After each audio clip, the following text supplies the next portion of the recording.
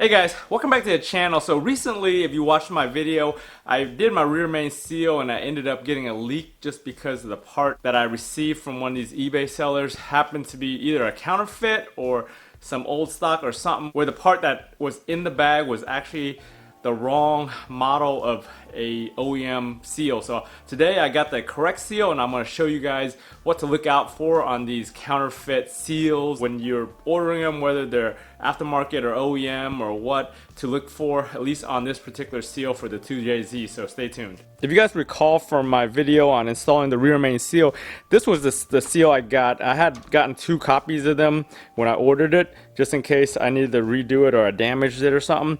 And I thought it was a real one because the very first one I got was an actual counterfeit one where the label and everything did not match. This one, the label passed all the muster that I thought it would when I was discussing on that video, where all the print and everything looked right, the barcode worked, everything looked legit, except that it was still a knock seal, which is the OEM manufacturer, except the part number was the BH1650F, which I thought at the time was just an updated version just because of all the leaks and stuff that this seal has on this engine, but apparently it's not. I did a bunch more research and this particular one was used on older Toyota motors from like 80s and some other stuff, and it might not have been designed with the correct lip or the correct spring on it to hold the oil. The diameter is the same, inner and outer diameter is the same. The thickness was like 1 millimeter less than the original factory knock one. So I'll go over that and I'll show you guys that when I open these up. This is the one I got as a replacement that I'm gonna put in. This one is the correct knock 4519i, the same one I took out of the car. If you look at the label here, it is basically almost the same as this label, and these labels are going to have slight variations from part to part or batch to batch just because manufacturing and all that, and Toyota's got so many OEM manufacturers that not all the stickers are going to be the same every single time. But so this barcode also scans. It scanned a little differently. I think this had a J at the end of this part number. If you scan this barcode, it actually just reads that same part number. But if you look right here closely, Toyota, Lexus, all that stuff looks legit. And you look over here, it's very similar as far as the print and everything and the quality goes. Looking at it without it being side by side, you would think both are OEM, right? The bags, they're sealed correctly, even though they're slightly different bags. This one's bigger than this one. But overall, with it being a knock, I didn't think anything of it, and I put it in and it kept on leaking. We'll look closer at the inside seals when I take them apart.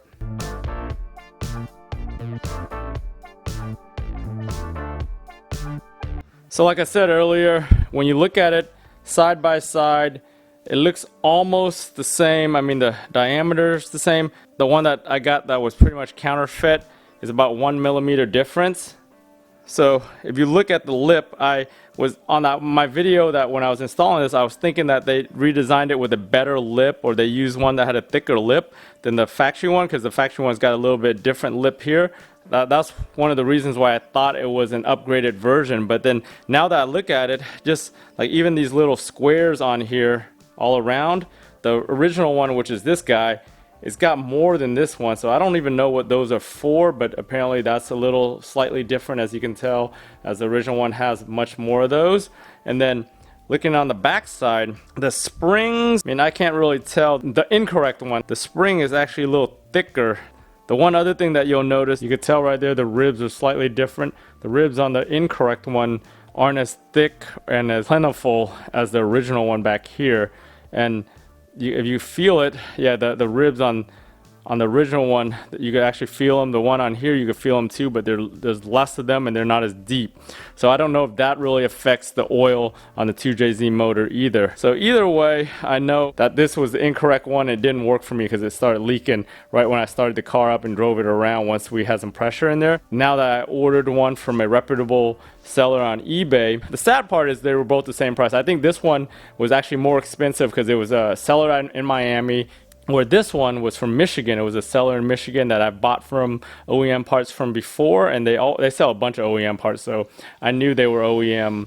The one from Miami was a little bit suspect, and now I know why.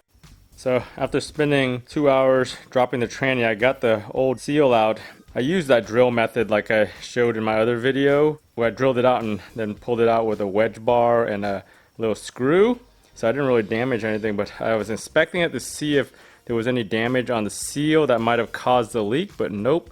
The seal edge was perfect on here, so just that little minor design difference on that lip and then those little grooves right there caused that leak. And then I also noticed there was, I think there was some other little scratches right there at the bottom in the metal, which I don't know where that's from, because that's not anything that I did, because I didn't touch that side when I was installing this. Even though the diameter was the same inside and outside and the lip was a little bit different, it caused it to leak. So that's why you gotta be wary of aftermarket ones. May have the same size and diameter and everything, but you know, those little design differences can cause it to leak.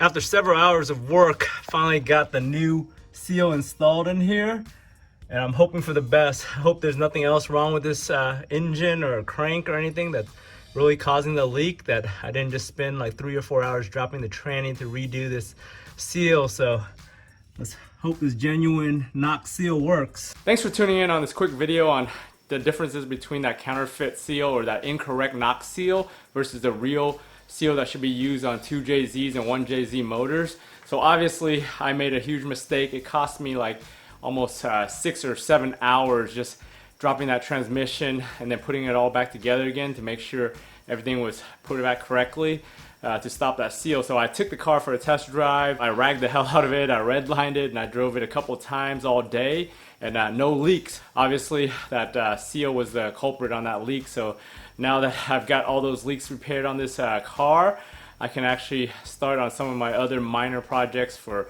interior, some of the exterior restoration and all that, and just getting more parts to do the upgrade. So and I also have that brake upgrade coming up soon on that car too. So stay tuned to the channel to see all those different builds and those different projects I have coming up. And if you haven't done so already, like the video, subscribe to your channel, and I'll talk to you guys next time.